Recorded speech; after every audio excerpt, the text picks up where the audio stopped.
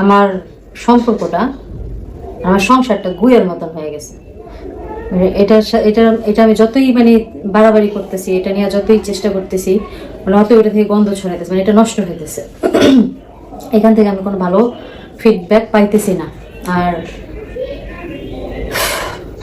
মানে ফিডব্যাক আসলে ভালো পাওয়ার জন্য যে মানসিকতার মানুষের প্রয়োজন, সেই মানুষটা অ্যাকচুয়ালি পাইনি, যার জন্য হচ্ছে গিয়া এই কথাগুলো বলতে হয়।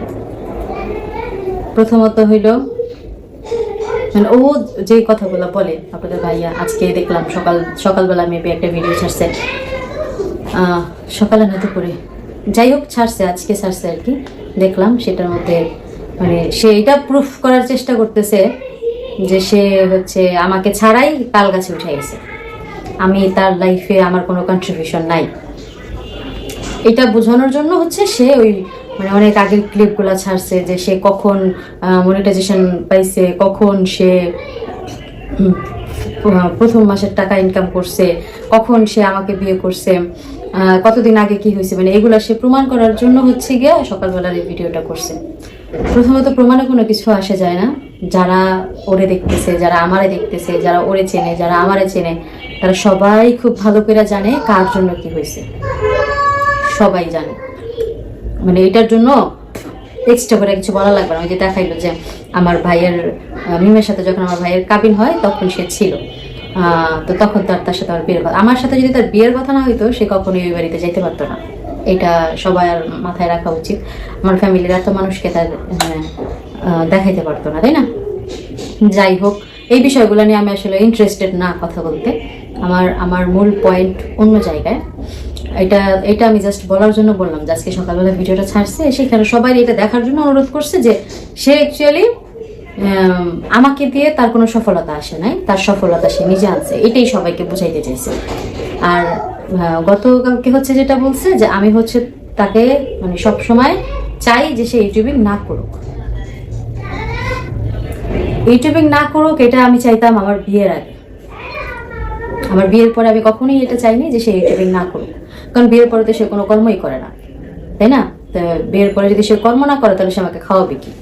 তো এখন সে যদি ব্লগিং করে আমরা খাওয়াইতে পারে, খাওয়াক, তাই না? আর মানে আমাদের প্রথমবার যে ঝামেলা হয়, সেই প্রথমবার মানে এখন তো ওইভাবে হচ্ছে গিয়া গায়ে হাত তুলতে পারে না বা গায়ে হাত তোলে না, ঠিক আছে? আগে যখন আর কি আগের বারের যে ঘটনাটা আর কি, তখন যখন আমি তারে বলছিলাম যে চাকরির কথা, আমি যখন তারে প্রথমবার চাকরির কথা বলছিলাম আমাদের বিয়ের পরে, তখন সে আমাকে যেটা বলছিল সেটা যদি আমি এখন বলতে যাই অনেক বড় একটা ইস্যু হয়ে দাঁড়াবে, মানে অনেক বড়, এটা কোনো ছোটোখাটো ইস্যু না। এটা আমি বলবো কোনো না কোনো সময়, যদি বলার সময় আসে আমি বলবো সে কি বলছিল। তো আমি এখন আমার বিয়ের পরে এই ঝামেলার পরে আমি তার কখনোই বলি নাই যে তুমি চাকরি করো। এবার যখন সে আমাকে বলতেছিল যে আমি করতে পারতেছি না, তখন আমি তারা বলছি যে সবসময় যে করতে হবে, ইউটিউবিং করতে হবে বা ইউটিউবিং যে মানুষ সারা জীবন থাকবে এমন তো কোনো কথা নেই। তুমি ইউটিউবিংও করো, পাশাপাশি চাকরিও করো। আমি তারা কেন ইউটিউব থেকে সরাইতে যাবো? তারা ইউটিউব থেকে সরাই তো আমার কোনো লাভ নাই। তারা ইউটিউব থেকে সরাইলে আমার না খাইয়া থাকতে হবে, আর না খাইয়া থাকতে কে চায়, তাই না? আমি তো জানি না সে কখনো না খাইয়া থাকতে চাইবো না, আর তাহলে আমি তাকে কেন ইউটিউব থেকে সরাইতে চাইবো? ইউটিউবের চ্যানেল আমি তারা খুলে দিই না, তার চ্যানেল সে নিজে খুলছে। হ্যাঁ, হয়তো আমার পরিচিতিতে সে পরিচিত হয়েছে, বাট এটা সে স্বীকার করে না। এখন কেউ যদি স্বীকার না করে, সেটা স্বীকার করানোর জন্য আমি অবশ্যই তার পিছনে ঘুরবো না। এটা তো আসলে কোনো ইসের কথা না, লাভ লস নাই, বুঝছেন? আর সে হচ্ছে সবকিছু যত অনায়াসে বইলা দেয়, আমি হচ্ছে অত অনায়াসে সবকিছু বলতে পারি না। আমার হচ্ছে বলার আগে চিন্তা করতে হয় যে এই কথাটা বললে আসলে কতদূর এফেক্ট করবে, এফেক্ট হইব আমার লাইফে হোক, সেটা তার লাইফে হোক, যার লাইফে হোক, কথাটার কারণে কতটুকু এফেক্ট করতে পারে, এটা চিন্তা করে আমি প্রত্যেকটা কথা বলি বা বলার চেষ্টা করি। এখন আমি তার মার সাথে কি বলছি না বলছি সেটা নিয়ে আসে করছে, সেটা নিয়ে আসে বলছে যে আমি কখনোই চাই নাই সে ইউটিউবিং করুক। আমার বিয়ের আগে আমি আসলেই চাইনি যে আমি কোনো ইউটিউবারের কাছে বিয়ে বসি। আমার বিয়ের আগে আমি চাইছি আমার একটা চাকরিজীবী ছেলে হোক, সে হোক 10,000 টাকা বেতন পাক বা 6,000 টাকা বেতন পাক, মোট কথা সে চাকরি করুক, আমি যেন সবাইকে বুক ফুলায় বলতে পারি যে আমার হাজব্যান্ড এই কাজটা করে। এখন যেমন কেউ যদি জিজ্ঞেস করে আমাকে যে তোমার হাজব্যান্ড কি করে, আমি বলতে পারি না সে কি করে, তার কাজ কি। সে সারাদিন বাসায় বসে থাকে, আর কি করে, সে ব্লগিং করে। ব্লগিংটা আসলে ছেলেদের আমার তেমন মানায় না, আমার কাছে মনে হয় যে আসলে এটা ছেলেদের কাজ না। আর বিশেষ করে কিছু কিছু ছেলেরা একদমই ভালো লাগে না ব্লগিং এ, কিছু কিছু ছেলের ক্ষেত্রে। তো ওই রকমই মানে আমার কাছে হইলো ওরে মনে হইতো না যে আসলে ও ব্লগিং এর জন্য ফিট, এটা আমার মনে হইতো না। ও আসলে এই প্ল্যাটফর্মের জন্য সঠিক পার্সন না, এটা আমার মনে হইতো, যার জন্য আমি চাইতাম ও চাকরি করুক। বাট আমার বিয়ের পরে আমি যখন দেখলাম যে এটা ছাড়া তার কোনো ওয়ে নেই, তখন আমি কেন চাইবো যে সে চাকরি না করুক, আর হচ্ছে সবসময় না সে চাকরি করুক ইউটিউবিং না করুক, এটা আমি কেন চাইবো। সে চাকরি করবে না, সে ডিরেক্টলি বলছে সে চাকরি করবে না, তাহলে আমি কেন চাইবো যে সে ইউটিউবিং ছেড়ে দিই।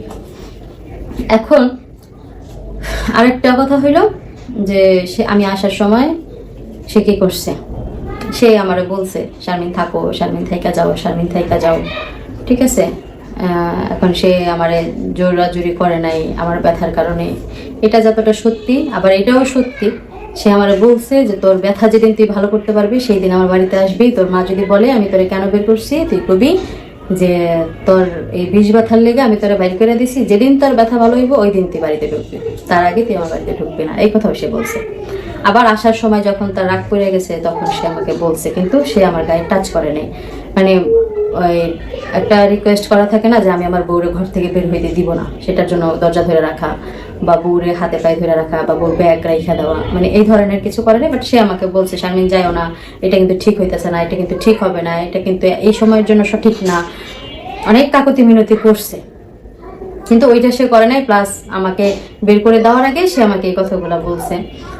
আচ্ছা এটা কেন বলছে, এটা মানে এই যে কথাটা আসছে যেদিন ব্যথা ঠিক করতে পারবি সেই দিন আসবি, তার আগে আসবি না, এটা বলারও তো একটা রিজন আছে, তাই না। তো সে হচ্ছে আমার পায়ের এই জায়গায় হচ্ছে তার এই আঠুতিয়া না দেখাইলে বুঝবেন না, যেমন আমি এইভাবে বসে আছি বা শুয়ে আছি, তো আমার পায়ের এই জায়গাটার মধ্যে তার পায়ের এই জায়গা দিয়া এইভাবে ধরছি, এইভাবে ধরে হচ্ছে আমার সাথে মানে জোর জবরদস্তি করতেছে যে আমি কেন তার সাথে কথা বলি না। আচ্ছা ঠিক আছে, তারপর আমি হচ্ছে তারা বলছে আমি কিন্তু ব্যথা পাইতেছি, আমি কিন্তু ব্যথা পাইতেছি। তো আমি কেন তারা বললাম যে আমি ব্যথা পাইতেছি, সে আমাকে ব্যথা দিবে, বাট আমি বলতে পারবো না ব্যথা পাইতেছি, এটা বলা যাবে না। তো এটার পরেই হচ্ছে তার মানে অনেক অনেক বেশি বাজে ব্যবহার করছে, অকথ্য ভাষায় গালিগালাজ করছে।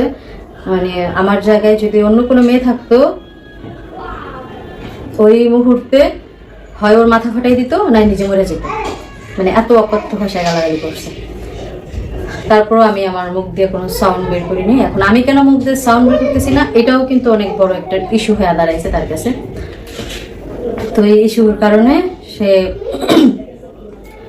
আবার হচ্ছে গিয়ে বলছে যে তোরা যখন ধরাই যাবো না, তোরা যখন ছোঁয়াই যাবো না, তোর হেনে ব্যথা, তোর হেনে ব্যথা, এখন তুই আমার বাড়ি থেকে বের হয়ে যাবে, যেদিন তোর ব্যথা ভালো হইব সেদিন তুই আমার বাড়িতে পাড়া দিবি, এর আগে তুই আমার বাড়িতে পাড়া দিবি না। তোর মা যদি জিজ্ঞেস করে তোর আমি কেন বের করছি, তুই বলবি যে তোর ব্যথার কারণে আমি তোরা বাসা থেকে বের করে দিচ্ছি।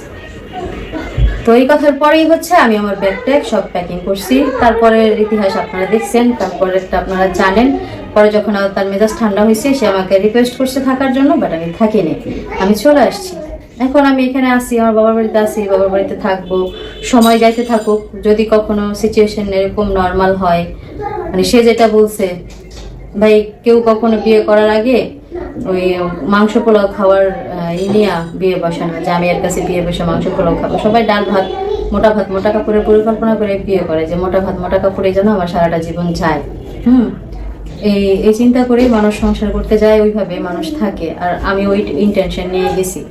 ওই কি যেন বলে